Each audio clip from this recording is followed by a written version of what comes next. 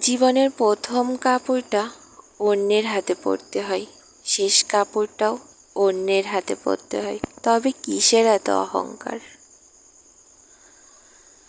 জীবনের কাছে জন্মই কি তবে প্রতারণাময়? দূরের আকাশের চাঁদটার মতো আমিও খুব একা।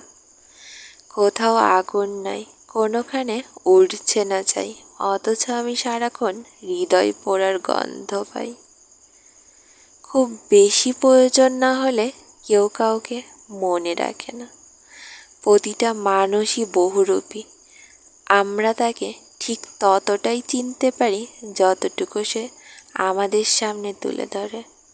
কিছু কিছু মানুষ আছে যাদের হাজার চেষ্টার পরেও ভোলা যায় না, ভুলতে গিয়ে আরো বেশি মনে পড়ে যায়।